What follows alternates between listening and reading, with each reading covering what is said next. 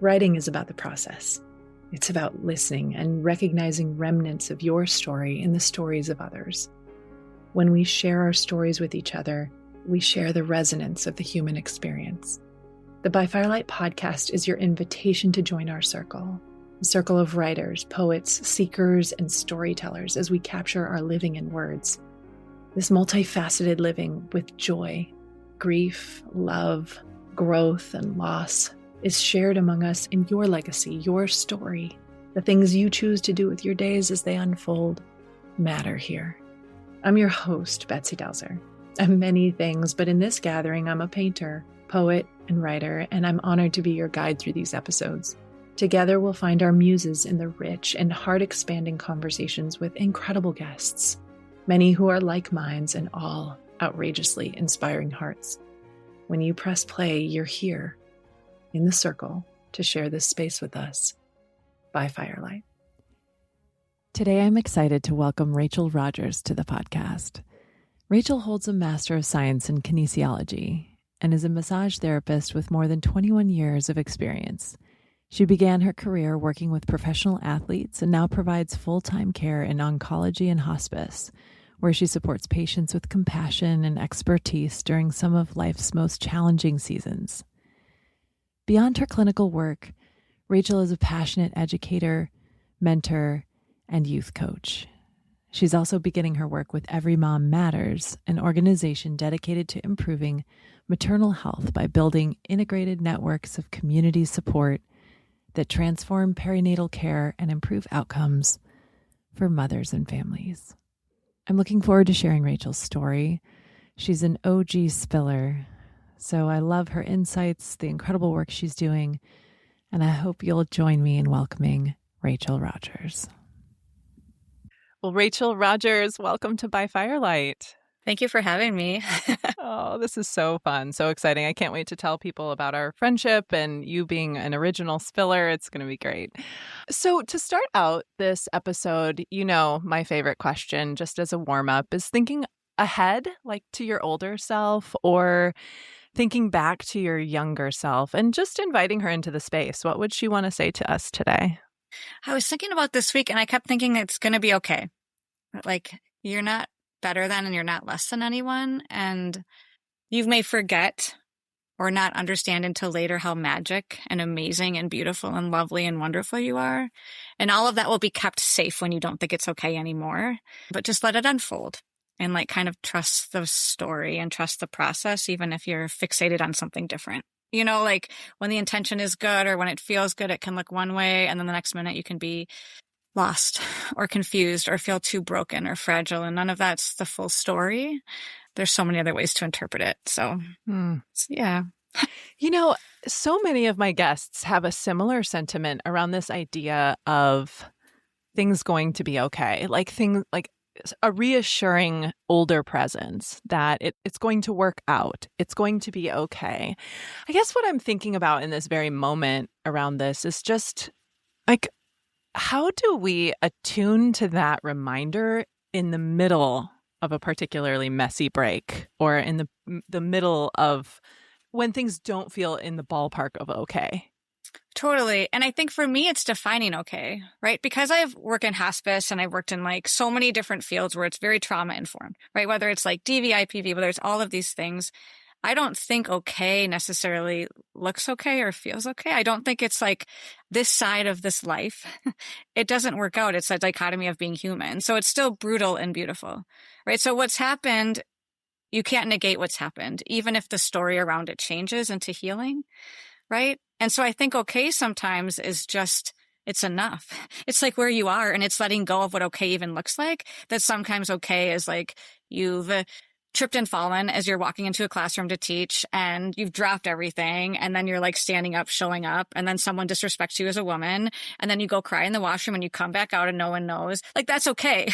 Do you know what I mean? So I don't think the story is is written. I don't think it stays the same. I think it's this non-linear path where we don't get to see the whole story. And we're definitely looking at it from this spirit and a body being that we are in this lifetime. So okay has to be held loose, because sometimes okay is your heart's shattered. You've lost a child, or you've lost something that you didn't want to lose, or you never found it. Or, do you know what I'm saying? And so I think, okay, the definition has to look different. And I would never tell someone it's going to be okay. I think we try to do that because I don't know what their definition of okay looks like. And okay might be different 20 years from now than it is now. You know, does that make sense? Yeah, it really does. I was on a walk recently with a girlfriend, and she said she's really interested in like near-death experiences and encounters, which we can touch into with your line of work. But she was saying that I can't remember if she was reading about somebody or listening to a podcast, but some sort of information channel where this person had experienced a near-death experience, and the commentary was, in that moment, all the puzzle pieces came together. Yeah, that makes sense. You know, I forget the name of the pottery, but you would know it. It's the one with the gold, where you put the gold in and it makes it stronger and more beautiful. And so I think for me, I spent so much of my life, like I was on my own at 18, so lots of journey, and having a sense of being broken or fractured, and then thinking, oh my God, I've lost it. Whatever it was, whatever I was is gone, right? Or I missed it, or I didn't meet my potential, or wow, this is what happened. And then the world is going to tell me that's less than, that's shameful. This is the way you need to perceive that. Right.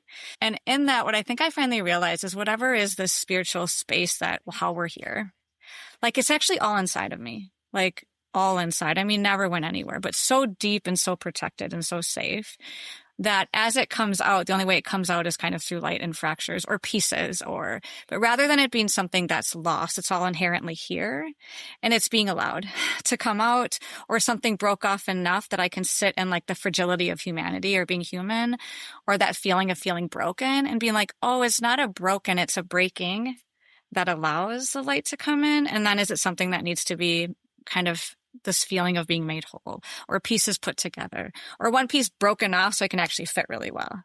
You know what I mean? So it's like that creative perspective. And so, yeah, I think the pieces are like spiritual awakenings. 12-step programs are about spiritual awakenings. I think it's just these moments we arrive with the help of others or whatever to like, oh, this feels more complete or more whole or more full. And to me, that feels really lovely versus less broken or meeting some kind of standard of success or definition of what people tell us what's going to be like to be human.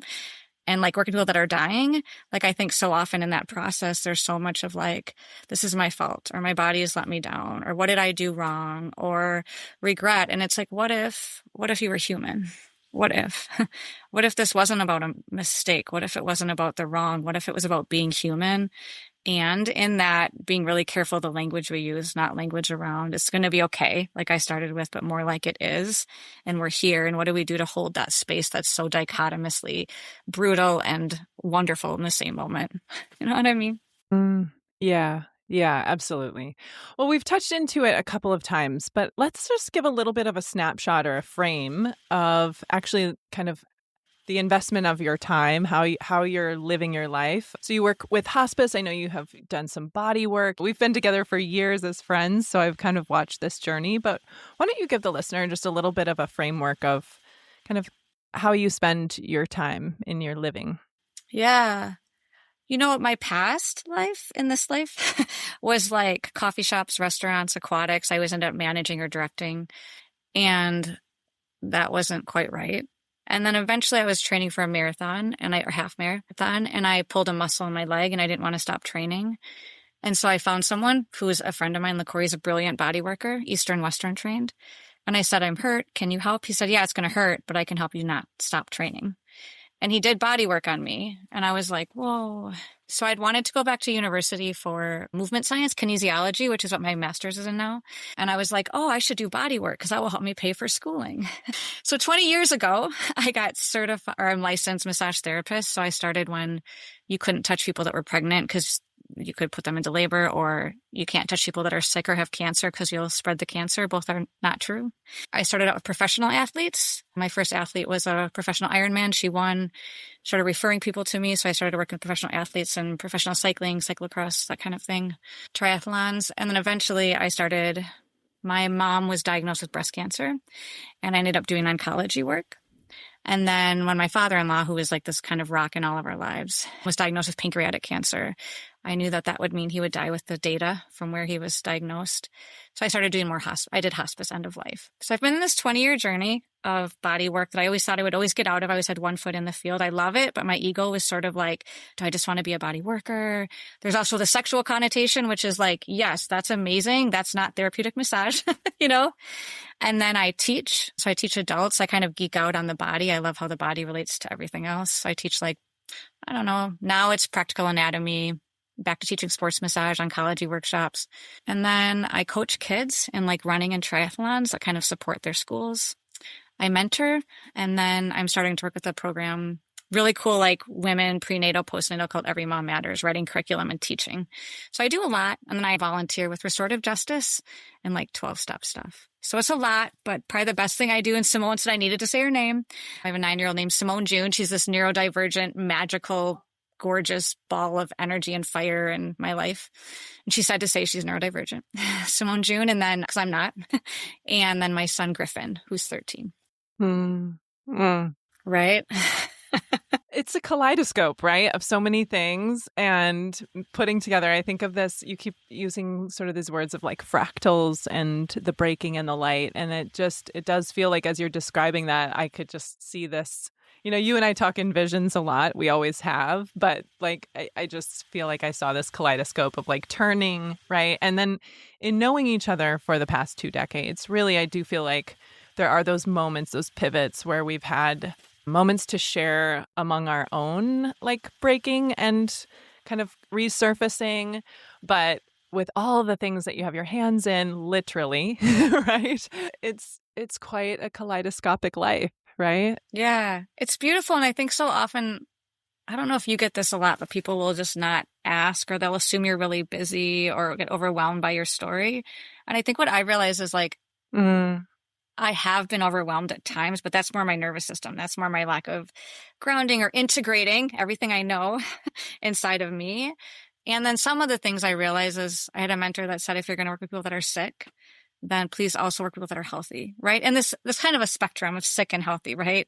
But if people are dying a lot around you, which they are, and it's a space I'm good at, then be with children. So those are the places where I've also learned like ritual and routine. And I also work with children who die. So it's not, the lifespan thing is tricky, but to kind of like have your energy in all different spaces if you can, so that you don't forget. You know what I mean? I think it helps me. Well, you know, from the time I met you, I really struggled to trust people and really struggled to figure out how to be safe in a community and healthy in a community. And these journeys have helped me do that, right? Walk through my own developmental lifespan as an adult or as a woman, especially you've given me the gift of women. And that wasn't something I even knew how to do, even that's how I identify, right? Like I didn't know how to feel safe with a group of women or even within myself as a woman, right? I didn't really walk through life feeling safe. Yeah. You know, understanding that you worked for the spectrum of like pro athletes to folks who are in their last chapters, quite literally, I'm curious from just kind of a, I don't know, not necessarily like a scientific lens, but I'm wondering, what does a body tell you when you're working on it?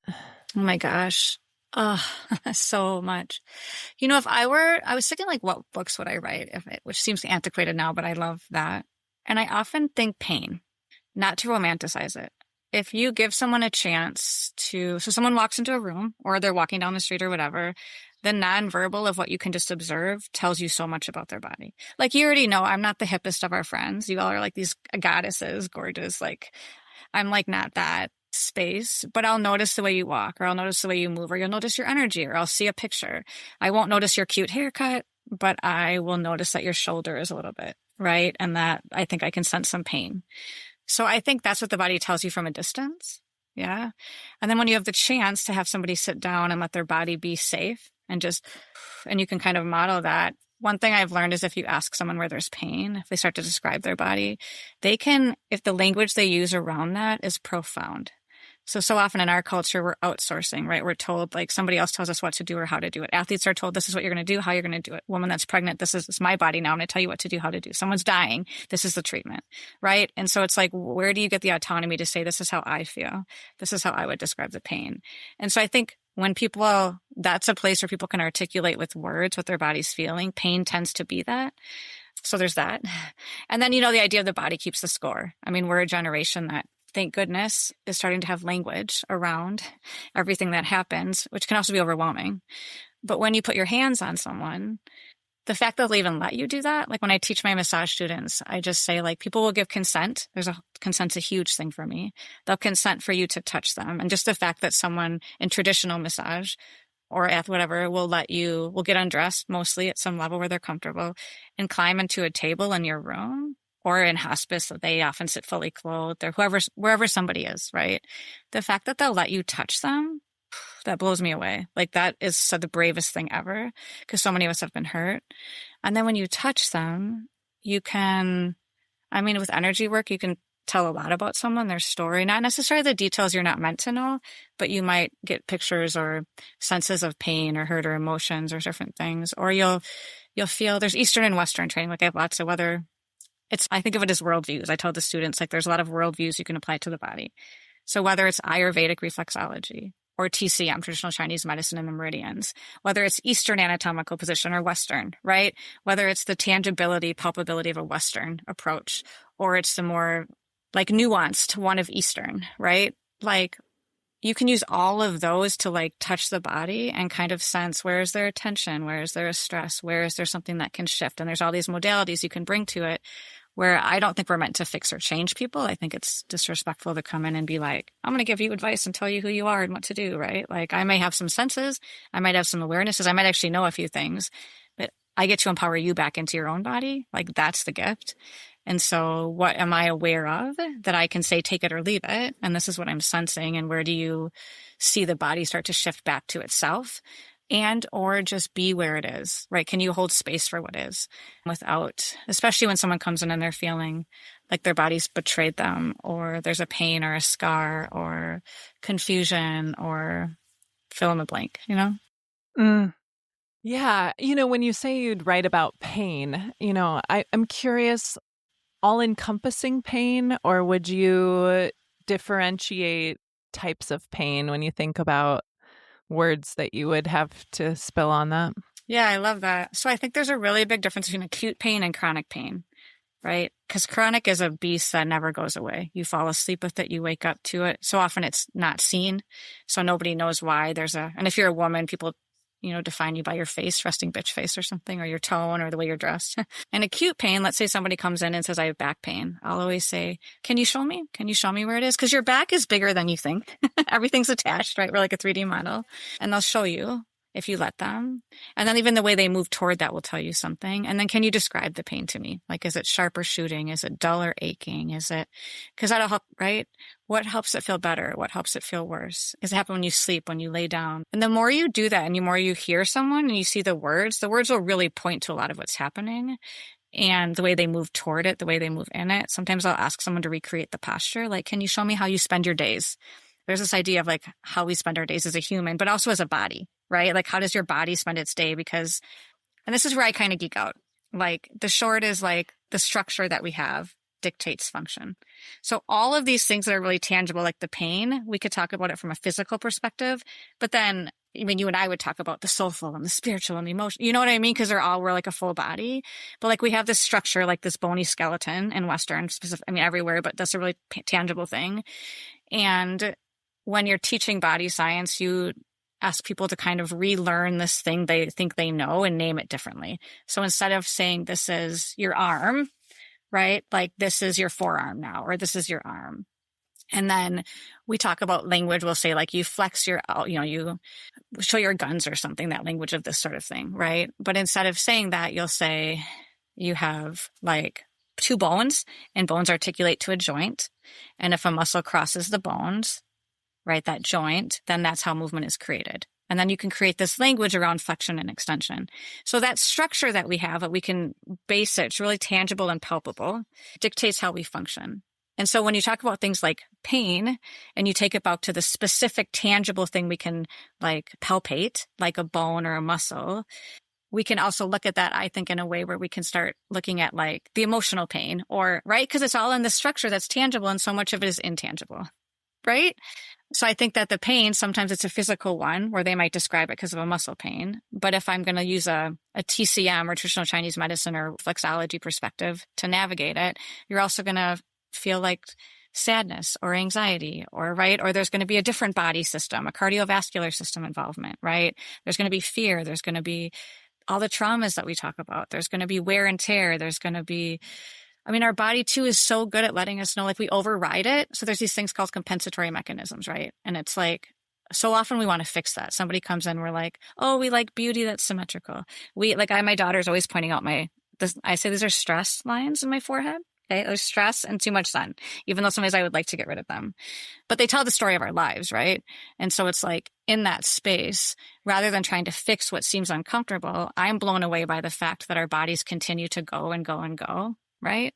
And so pain can be this flag where it's like, it can tell you there's good pain, the pain of a good workout, the pain of different, and there's also bad pain. There's pain that lets you know that I'm about to get hurt or something is off and there's something that needs to be shifted or changed. And so I think I can geek out on pain forever, obviously. But when I think about it from that physical, structural perspective that's tangible, I think we can also take it to like, where are we with our emotions? Where are we with our mental health? Where are we? And there's structure and there's function and there's habits and there's things that we push past because we have to. And I'm in awe of that part of the body and the heart, and the soul and the spirit. And at some point, it often is like you're in survival mode. You've gone as far as you can. And if you want to thrive, you kind of have to think those things, be aware of them and start moving differently. So that same structure, it's like, how do you learn and practice new things around that?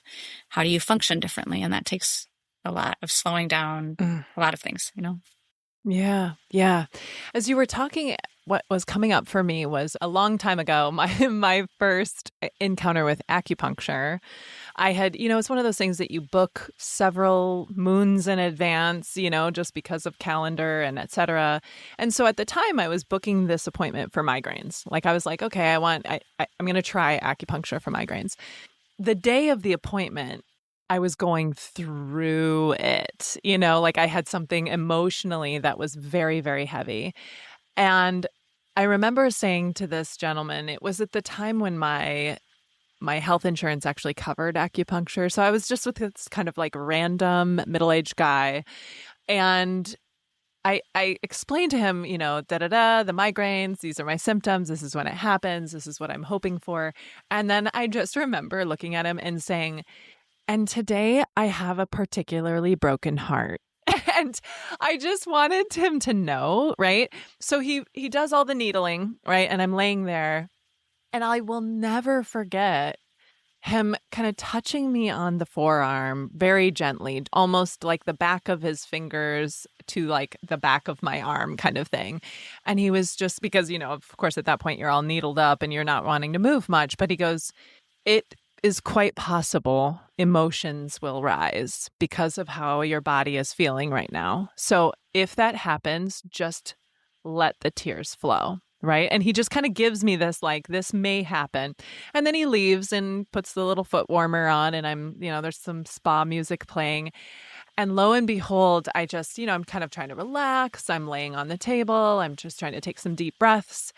And I found myself almost, because you don't really want to move your body much with all these microscopic needles in you, right? But I found myself sort of arching my spine away from the massage table and just kind of like heaving something through the heart space, right? And all the tears started pouring, but you couldn't wipe them away. So I just remember the sensation of them falling down my cheekbones, in like pooling into my ear and down my neck. And what that brought up for me as you were talking was just this, right? This like conjoining of the emotional body and the physical body, and how when you're working with the energetics of those things, how that can really kind of impact just the whole picture, the whole experience, right? Have you had a lot of emotions come up when you're doing body work? Oh, for sure. Well, and a few things I love is like, even if the only thing in that moment where your heart space was, somebody touched you in a nurturing, sacred way, where you are the most sacred person, fully present to who you are, and gave you permission to be exactly where you are and gave you a safe place under heat lamps, right? To take a nap and rest. Like, how often do we get that? Like, that in and of itself, even the data shows is profound for mental health, for body health, all of that. Let alone, something I love about that is like, okay, so like there's points here, right? Like for motion sickness or for carpal tunnel syndrome or joint pain. They also, in Eastern medicine, are for depression and anxiety, right? Also, when you're getting like a TCM, an acupuncture assessment, they break it down everything, like a woman's menstrual cycle. It is like, what's the color? I mean, it's like so much, right? It's like a 3-part pulse. It's like what kind of food? Is it hot or cold? Is it yin or yang? Is it time of day? Like, it's such a holistic approach to it that there's no way to look at it, your body, other than as a whole human being with the body, soul, spirit, psyche, whatever language you use around it.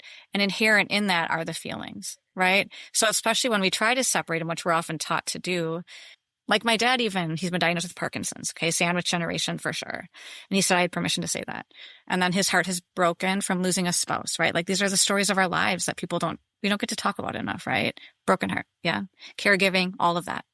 And the Western doctor said, thank God that we're starting to understand there isn't a disconnect between the body and the emotions, the heart, the head, the feel, right? It's all there. And if you think about it, the the brain, the way their body's connected, that structure. So we're giving permission in this generation for mind, body, or yoga, but it always has been. We've just never been in a space until I think these generations or some older generations and traditions and cultures, more indigenous, where we have this awareness that you can't actually separate it even if you wanted to. You can't come to me and say, listen, I just want you to work on my body. The rest is going to be left behind. Once you access that, once someone treats you sacred, or you can say, often if you're like, someone will say, I feel like I'm going to cry. After just being permission for themselves to tell themselves they could cry, they might not even need to cry then. They just need to see those feelings, right? Nonviolent communication, right? It's the idea that these feelings, these feelings that we have point to unmet needs. Right. And it isn't just the Maslow's hierarchy of like shelter, food. Hopefully a lot of us have that. A lot of us don't. But it's also like you need to be held, or you needed to laugh or be seen or play or hear somebody else talk. Right. So I think inherent in the body, we might come thinking we're coming for a sore muscle, but the rest of the story starts to come out if somebody's trustworthy. And if they're not, then some of the story still comes out, and I love giving people permission to allow whatever is to be. So even in fire cupping, I love that he said that to you, because people are like, I'm going to get cupped. And that's like, great. And it's like, and it's heat. So if afterwards you are angry or you are fighting, like, expect there to be something, because we are releasing toxins. We are stirring stuff up. You are giving yourself permission to be still enough to allow what is to come out. After a massage, you might have pain, and that's okay. For a day or two, you might have pain. That back to okay. Just be aware of that so you're not afraid of that pain, because we're kind of taught to be afraid of it. So yes, always it comes out, whether someone names it or not, whether I name it for them or not, for sure, it's always there. But a lot of us have these different coping mechanisms, these survival skills that we need to survive, to keep going. And then when we're ready, when we're able, when it's safe, we can maybe allow other things to come out and maybe move towards thriving, right? And be like, thank you, coping mechanisms. Thank you for being there. I'm going to put you in my toolbox. I know where you are. You got me here. And now I need something different in order to, like you said, you went in there with one idea, and to just feel and let that breaking be held and hold it for yourself and not leave yourself alone in that. So I love that you felt it and you arched and you like have that visceral memory of like the tears and the pooling on your own body, and like your body holding those feelings in a really healthy way, not like a way where they were trapped. I think those experiences are unreal. One thing that's coming up pretty repeatedly through this conversation is this idea of the body's and soul's toolkit. I feel like, especially working in schools, and then, all due respect to talk therapists, because my siblings are that. I find that like talk therapy has its place and purpose and whatever for people's journey. And I have absolutely benefited from it in my life. But I do feel like people kind of narrow the scope, and they create this idea that to be mentally healthy or mentally well equals must be seeing a talk therapist. And it kind of ends there, And I'm wondering about your idea around the expansion of that toolkit, because I do think that there are so many other modalities to reach a place and space of healing that that maybe are overlooked or maybe not even considered, because talk therapy is kind of the go-to. Yeah, I think it's the both and, right? I think there's seasons when talk therapy is amazing. And I think also we've all walked into a therapist that's not a good match. And then you kind of need to take a shower afterwards or shake it off because you went in vulnerable, you know? And I think depending on the paradigm that the talk therapist uses, right? I think a lot of talk therapists, I think the ones that are really, okay, this is going to be a generalization, so people correct me for sure. I have a lot to learn. I think the ones that are more and more trauma informed, it isn't just talking and listening, right? There'll be an integration of EMDR, or there'll be an integration of, this is how your nervous system works. Here's a tool you can use. Are you calming? Are you breathing? They'll bring your body into it, right? They'll bring other tools along with the talk therapy. I think, our parents or someone, their generation, there's still a stigma, often a shaming of like depression or mental, right? Health, which is like, really, come on, or not generational healing, or like going to a therapist means, yeah, or pull yourself up by your bootstraps kind of idea. And so I think that along with good therapy, there's also an off ramp. So just like we change, I think you most likely won't have the same therapist your whole life. There'll be different things to try. Allowing yourself to stop talking or listening is important. Allowing yourself to try those. And then, yeah, everything from getting in the water. I remember in my early 20s, the healing that came from me getting in a pool, me safe in the water, just my body moving freely in the water. Or someone that's older or less able-bodied because of joint pain or something, the water is freeing, right? Or nature. Or you lead walks, right? Or like yoga or meditation, or there's lots of different things. So I think it's a one good tool, but I think it can't end there, and it can't be the start and the end. And I think there's has to be permission for it to be a level playing field where there isn't this hierarchical space, because I think a lot of us in our culture, especially with athletes, the coach tells them what to do, how to do it, when to do it. Our doctors say what to do. The therapist said this, so they're kind of elevated. And I think it's really important, and a gift that we have in this generation is to know we're equal, right? They have a skill set they're bringing. There is this like danger of them having this level up, but that we have to be able to advocate for ourselves, that what they say isn't necessarily the solid truth, that what they say may be relevant 10 years from now, but we get to like challenge and question and work with it. We don't have to take it as fact, because, or if it isn't trauma informed, a lot of people that have been hurt, a therapist that just doesn't understand that can do a lot of damage too. All to say there's amazing therapists, and hopefully they're continuing to learn and get tools too. But yeah, talk is just one tool, 100%. I mean, I think let's go even more practically. I think let's give some folks a few ideas besides talk therapy, right? So you've mentioned some body work. So if someone's out there listening and they are maybe struggling with some kind of pain, we've touched on the many types of pain in this conversation, you know, and it could be that physical body work, right? Massage therapy, acupuncture, cupping. Yeah, for sure. And then even hands-off energy work. Like there are lots of other things.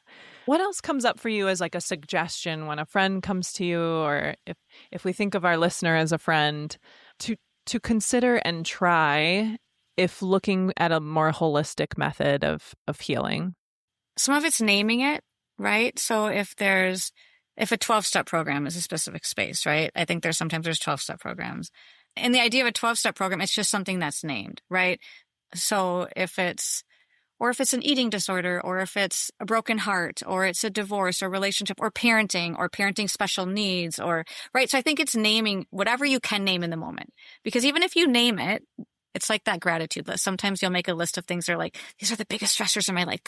And Anne Lamott says God box. People put it in their drawer or whatever. So like you put all the stressors down. A month later, you might look and write down all your gratitudes, and then you line them up and you're like, how come 8 of the 10 of these are the same? Like a month ago, I was on my face, like not sure I could get up in the morning. And now I'm like, I'm so grateful for this because this is who I've become in the midst, right?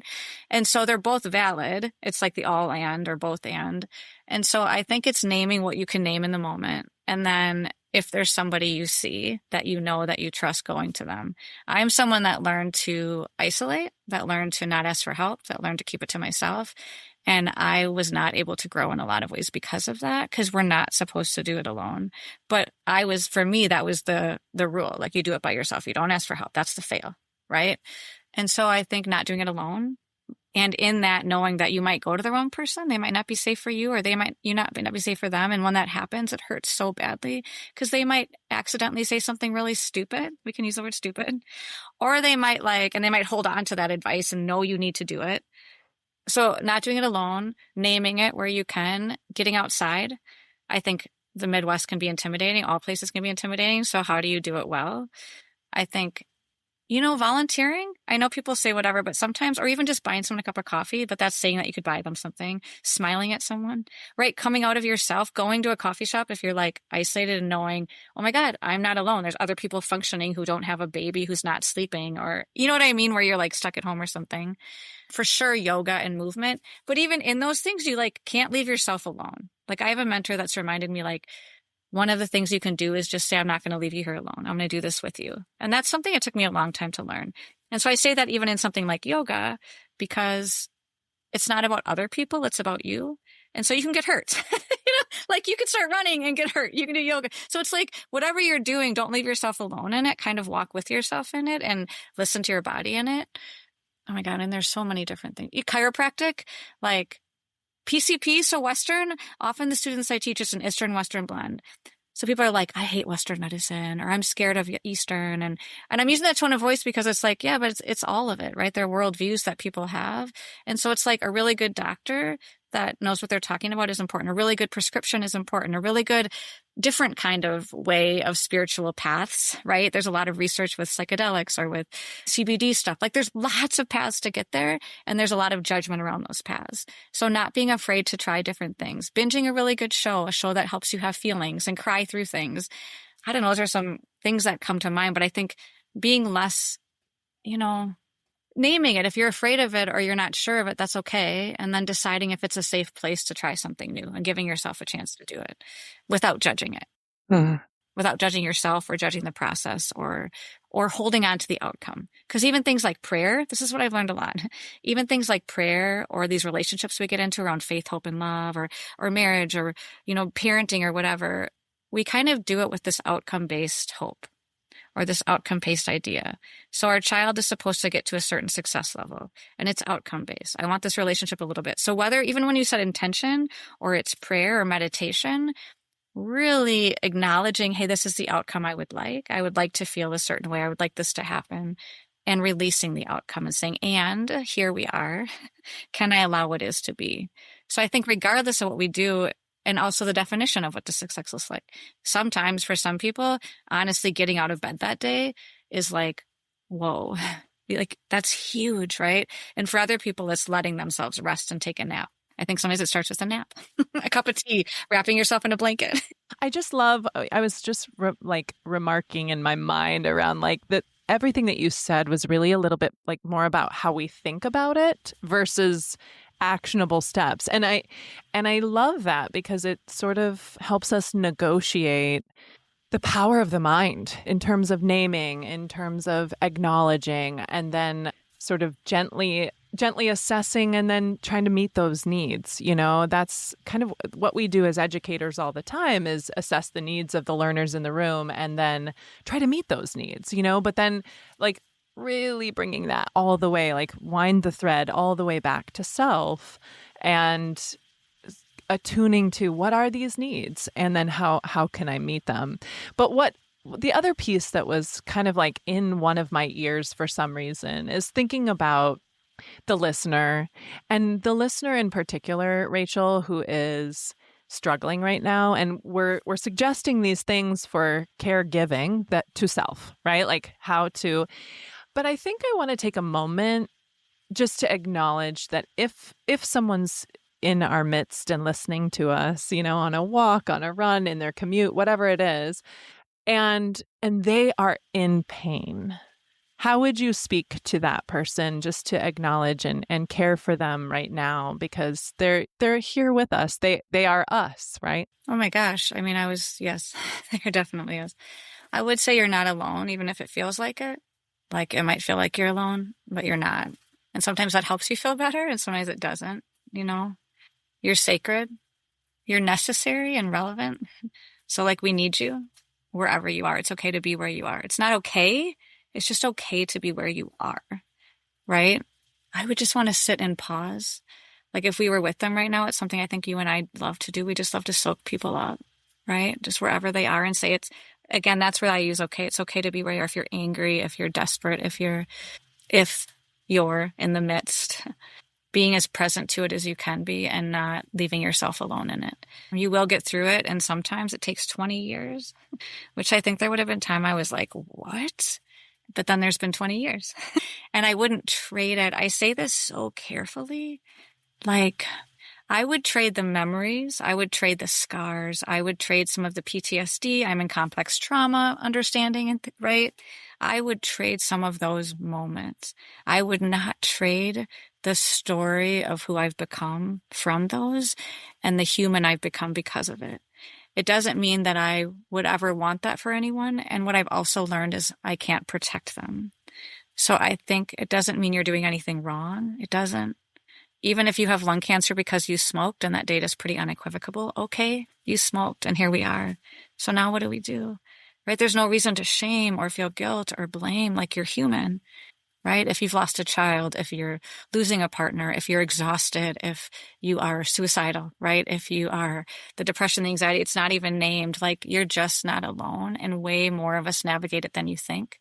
If you haven't, you will, or you have, or it isn't named yet. And we're in it together, right? And the world would be a loss without your full story. And it doesn't have to be named right now, but it's worth not like leaving or letting go of it. You know, I think those are some of the thoughts that come to mind. Yeah. Yeah. That's so beautiful. And I knew you would, I love saying that we like to soak people up. That's so true. That's so accurate. I think what I wanted to say about the writing process with you is that being in Spilling and having the prompts that we have, I have learned to share them with all of you. And I have learned my worth because of that, right? I came in, there was a time I'd lost my voice. I couldn't make sense. I couldn't articulate myself in writing. I had no sense of self-worth, no self-confidence. It was shot. Didn't really trust people, didn't really understand myself, had been on my own a long time. And I thought safety would come ways it didn't, right? It's been a journey. And so in that, I've learned to share my writing with all of you. And the journey of doing it, we've specifically kept a space of women. You've done that. And I'm sure you've shared, I don't even know why exactly you do that, but you've introduced me to this lovely world of women that I am. And I love all, regardless, like every gender, sexual identity, all of that is quite lovely. We've specifically made it where I think we're all she or they, I think is probably our pronouns. And that space has helped me start to make sense of the world and feel safe in the world and start to trust my own voice. And all of you have been being with a group of people that write and encourage each other and like draw out the words or the language or encourage us to be who we are has had a profound effect on me. I was thinking about the genesis way back when I was putting together this group. And, you know, I was really sort of reaching for creatives and I didn't know. I mean, it was like I was drumming up a list of people, and your sister was on the original list. And she was on the list because I knew of her as a painter. I knew of her as a visual artist and art teacher at the time.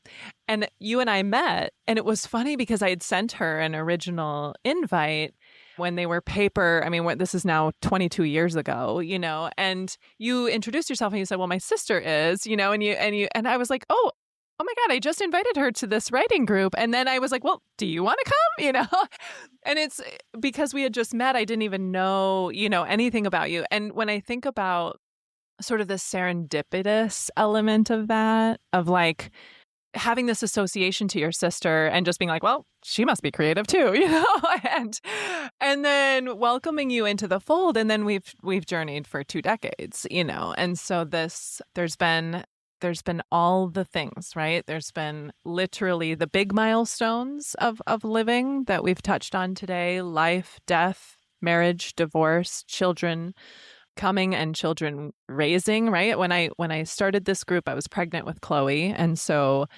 you know, to see her as a young adult now and to see sort of our group at her age as well, What do you think, I mean, you've mentioned a little bit about the safety that we create, but what do you think about this sort of conglomeration or combination of humans that we've kept around the circle for so many years? Like, what is your experience of it as a participant beyond kind of what you just mentioned around creating this air of safety and a place to explore? How do you think about spilling when you're trying to describe it to someone or thinking about the role of a writing group in your life?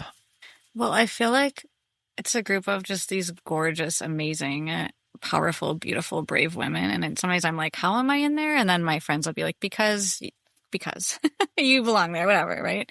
And then even the prompts, there's like a prompt that's given, or several prompts. And in the beginning, we took pictures sometimes, or the prompts, they would be like wrapped up with twine, candles. It would be like this gorgeous artistic, right, experience of bringing the prompts in, these writing prompts, which would remind us that our words were sacred and that they needed to be put down on paper in that same gorgeousness, right? So then we all just curl up wherever we are, feeling really safe or feeling really sad or fragile or just present to each other, being held in this space where we get to just pour our hearts out, or just sit and cry, or just sit and have a cup of tea, sit and look around. And we've done it in homes, right? Some of the homes don't exist anymore for us anymore. We've done it in coffee shops. We've done it in parks around a campfire. But it makes the world safe. It's this small group of people that come together with this gorgeous prompts. And even now that they're virtual prompts, often they look really good because you all know how to do them really I'm not the tech person in the group at all. But they all are these gorgeous words again. And I think even just thinking about the visual integration of, here are the prompts somebody else has written, what are your words, has always helped me feel like it's just like walking to a massage therapy room, right? Or a yoga room where there's the candles, where a classroom, an art, right? Where the person that's hosting creates an environment and ambience, right? To hold the words. We do that. And you do that with the way that you give us the prompts. And then we do that as a group by coming together. Whoever's new is perfect. They're meant to be. Everyone that's meant to be there is there. If you can't be there that night, you're still held by the circle. And then you write together for a while, or sometimes you don't write that much. Some of us write a lot. Some of us barely write anything, but we're in a place where we get to just hold ourselves and we know we're being held. And then we read words to each other. And in that, there's more and more, there's often like what you just soaking you in. So someone might write a word, you might be like, oh my God, I love the word that you said, by Firelight. Like, that is just striking right now. So people will write down each other's lines for a future. People bring new notebooks and old notebooks, right? They write on scraps of paper, and then everybody reads. And so it doesn't have to be perfect. We get to like watch our own evolution. And then we watched each other do what we want with the words, right? Some have like published, some have made podcasts. But we trust each other. That's, I think, something that you've done. I've learned this in teaching. Like, often there's this idea of saying, this is safe. This is a safe place. But what I've learned is that, yes, just like consent, I can consent. But then it's a continual process of, how do we make it safe? How do we continue to make it safe? What is the communication, the language around that? What is the energy we bring in? What do we need to let go of in order to do that? And so we all opt in. We all consent. We all say, this is a safe place. And then sometimes that means we even give ourselves permission if someone's going through a hard breakup or has been through something. We're like, we're just going to be raw, and we're going to be like, we're just going to puke it all out, and we're going to burn it in the fire, right? Because we're all the lovely people that are going to rise to like compassion, and everyone is. And then sometimes you just need to be like, but this is ugly and it hurts and it's awful. And it's like, yes, it is. It is. And you're not in it alone. And we're going to rise right when we need to. And so all of that happens on paper. It happens in the space, and it happens in the reading. And we laugh. Oh my God, we laugh a lot. And it's so like stuff you wouldn't share with everyone else, because someone might be like, who are you guys? But we laugh and have fun. Sometimes you end up in the lake. There's often an after party with booze or non-booze, depending where people are at, what they do, what they don't do. And it's just taught me the beauty of eating and breaking bread and sharing drinks and bringing whatever is. And also trying, I mean, I hadn't thought about it till just now, because I'll put my water bottle on the table sometimes. You're like, Rach, we got to take that off. I'm taking a picture, and it kind of ruins the vibe, right? But I love that, because it's reminded me that there are places that I'm like, no, this is about vibe, right? So I think that it's so important, because it reminds me that I think what all of that is to say is that you've taught me, like, your words are that valuable. Everybody who writes something, that's you on paper, and it's all the vibe and it can be done anywhere. And so it's a really safe place to kind of do life from. It's where you learn community and kind of hope to bring it to other places, I think, in different ways, you know? Mhm. Yeah. Yeah, for sure.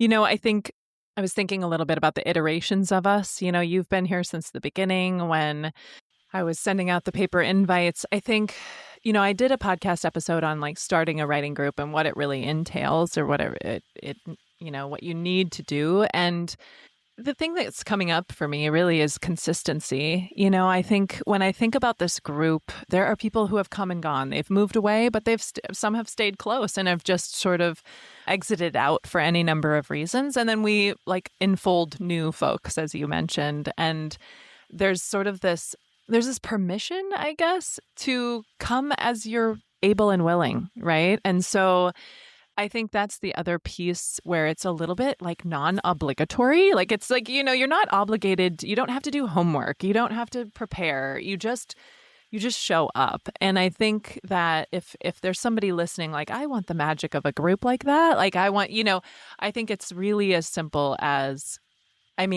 I was inviting perfect strangers to a space and trusting the process, right? But then it's the consistency, right, of getting it on the calendar and knowing like this is where and when for the next 6 months. And that's helped us for years stay, And I think the format there actually is a format. I made it sound like it was just a free for all, but we all come together. People bring in whatever they've brought to drink or eat. People catch up. And then at some point you're like, this is amazing. And now it's time to write. So here's the prompts. Do with it what you want. Here's the time. Let's spend 20 minutes. Sometimes we wrap it up a little early. Sometimes it's like people need 10 more minutes if we haven't talked for a long time. And then we always make time to share. And then we end it. And then if people can stay later, they can. So that format is actually an expectation too, right? You do that in a classroom. So I think that's also necessary because it's like, we will get to the writing, we will end, we will share, and then you can go or not. And then sometimes if it's like, hey, wow, someone is here, they need to talk more. Do we have time for that? Yes. Right. And sometimes there's 3 people, sometimes there's 10 people. And so I think that format is the consistency of you continuing to plan it regardless. And the consistency of the format, I think, allows it to be, it's about writing and it's about giving yourself time and space to do that. And it's okay if it's a sentence. Every once in a while, someone can't share. Usually there's tears and they're like, I just can't do it today. Right. But then that's great. And someone else will share. So yeah. Yeah. Yeah. Thanks for naming that framework. It really does like sort of subliminally, but very intentionally exist.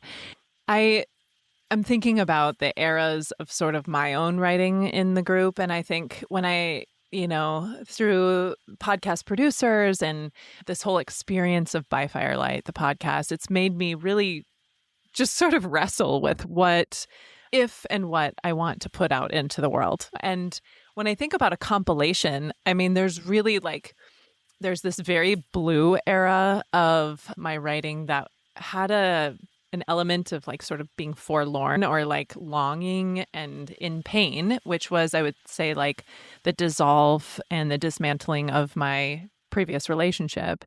And then there was like sort of the era of falling in love again and dating, at this age and like learning about putting my voice and words to that. And now I feel like I'm in a different where I don't, I'm not necessarily like reckoning or wrestling with anything. It's just whatever is coming up for me. But how would you, in broad brush strokes, think about sort of yourself as a writer in themes like I just mentioned? Like, do you think of yourself over the course of our 20 years writing of like... Yeah. The one other thing, when you say that and you talked about your writing, I immediately thought of mine. And the other thing that makes the group safe is don't compare yourself. Because you'll write immediately, I wanted to be like, oh my God, the way you write, I love it. And it's like 12 lines. And then mine's like 12 pages, right? And I'm like, God help me. But what happens in the circle is people are like, God, I love your voice, Rach. I love your voice, Bets. Right? So it's the one that can get straight to the point like a paint. And then there's someone else that's like in the midst and there's all of it's relevant. It needs to come out. And if I was going to put something out there, it would be a quarter of it. Yeah. So I think it's like the celebration of the voice and holding it. Wow. I had gotten out of an abusive relationship right before I met you, and you wouldn't have known that. I didn't tell people that. So I was shattered. And I moved across the country. and I had a lot of healing to do. And so just being in a safe place with a group of gorgeous women and finding myself sitting in coffee shops and getting to know a community, it was my lifeline. Like coming every month was a lifeline for me, and it would get me through from month to month to month.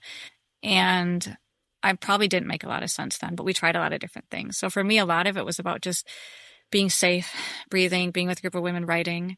And the writing itself, I don't even know what I wrote about, to be honest, in the beginning.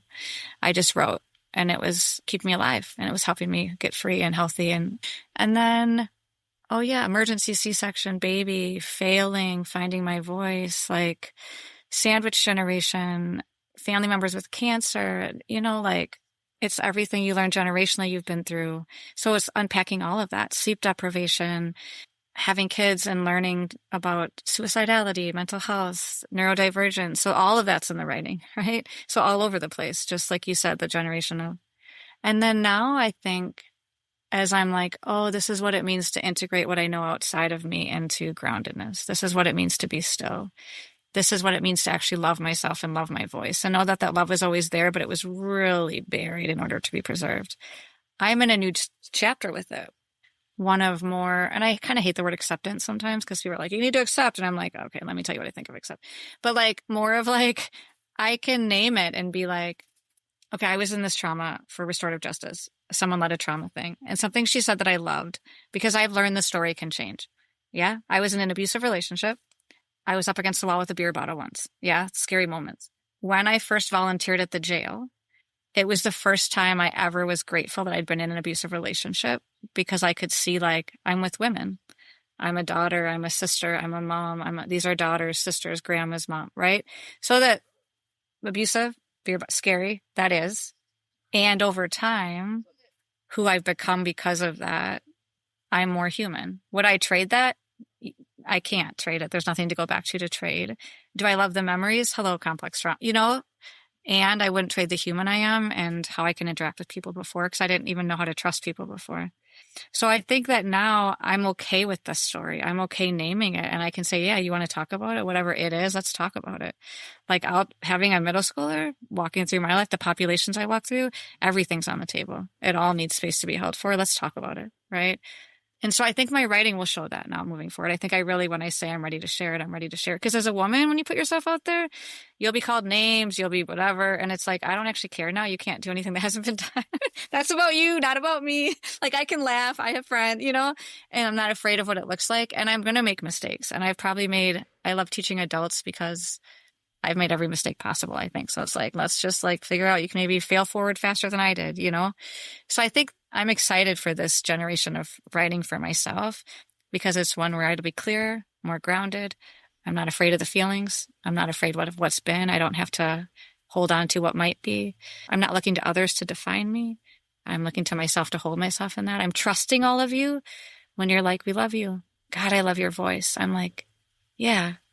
Thank you for helping me find it. And thank you for being trustworthy enough to hold it when it was cracking and I could barely whisper, or I was sitting alone, isolated again, because I didn't know how to get to the group. I knew you were there and you'd always be there.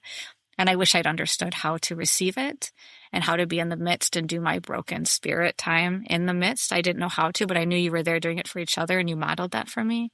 So in that season of healing, I'll get to do that for others moving forward. But having all of that while being a part of a writing circle. Yeah. Yeah, I don't quite have the words, but I do. Do you know what I mean? Like, so I'm excited to see them come out in the next chapter. Yeah. Mm-hmm. Yeah. I love that. We're at the top of the hour. I'm wondering, as you've thought about kind of the meandering of our conversation, and it mirrors very much just kind of our walk in the woods, which I love. But is there anything that you want to leave with the listener, or that hasn't been said yet? My father-in-law came up for a minute, and he died a few years ago. And I think two things that come to mind right now for whatever reason. One is when he was sick and I was going to walk my kids through losing one of their favorite people on the planet. I remember as a parent coming to terms with, I can't protect my kids, right? And there's 1,000 stories we could tell. But I remember saying to my little ones, I think I'm supposed to want to take this from you or protect you from it, and I can't. And he's sick, and we're going to do it together. there's going to be a lot of happy and a lot of sad. And we don't have to do it alone. And we can find tools together. So I think that that's all of us as adults listening, right? Is we're in it together. We can't protect each other ourselves. That actually wasn't the job we thought it was. It's going to be a lot of happy and a lot of sad. And then you get to unpack the gradation of feelings. And there's tools. And then the other thing is when I called a mentor and said, what do I do when I lose him? He's the one I could call who had this groundedness. He thought I was a breath of fresh air when a lot of other people were saying, like, God help us, here she is again. She walks into a room and things shake. She said, you still call him. She's like, I call my son every day. And she had lost her son. And I think that that's the part that I'm stuck with in this life is when I work with people that are dying, I get to bless the body. Like, oh my God, look what this body has been through. It hasn't failed. It has carried you. Like, here you are. Like, I get to bless that. I get to treat people like they're the most, and I want you to know, if you're listening, you are honestly the most sacred, beautiful, incredible person, and you deserve that kind of dignity, respect. And I think that that's something my mentor and all the people I've walked with that I've lost, I still talk to them. They're still here. When I was a kid, I knew what isn't, like, let your worldview shift, let it change, let it grow. You don't have to be afraid. And if you are, you can name it and hold yourself and tuck yourself in with tea until you work through the fear to see what it's teaching you, right? Because I think all the feelings we have are meant to teach us. Anger is a legitimate emotion. It's not just a secondary. We're supposed to get angry. What do we do with it? So I think it's like jumping into life or just standing on the side and being present to it, and to never stop talking, to never stop asking, to never stop wondering and questioning and become curious. I think those are the things that I'd like to hold on to more moving forward, to never stop talking to the ones that we need. Even if there's someone that isn't safe for you now in this life to be with, you can talk to them. Just don't have them here in the room. You got to say what you need to say and write it and find your people to do that with, to write it, to say it, to be imperfect. Don't ever try to be perfect. You've told me that a long time ago, like, no one's perfect and we don't ever want to see perfect, right? We just want you to be. And so I think those are like the big takeaways that I think about. Yeah. Yeah. Yeah. You full circle back to something that you mentioned in the beginning when you're talking about perfection or imperfection. I'm thinking of the Japanese term wabi-sabi, right? Like this perfect, imperfect kind of blend. And then you did mention the pottery filled with gold is kintsugi. And it's as we close this hour, this time together, the image of the fractured pottery vessel filled with gold is very representational, Rach, of just what you've gone through, what life has offered you and served you, and then what you offer and serve back. You are the gold filler. You bring in others to help you, but it's in you, right? The gold is in you. And I'm so glad that I've been able to bear witness to it over 20 years plus, and that we could share just a portal of our relationship here on this podcast. It means a lot. So thank you so much for this time and your friendship and your gold, your true gold. Yeah, right back at you. It's all the same. Thank you for being brave enough to try this. It takes a lot of courage to do what you're doing. By Firelight is a Lit Path Studios production and is produced by Jamie Gale and Betsy Delzer. Music is by Legito Music and Pond 5. Thank you for being a part of our beautiful collection of stories.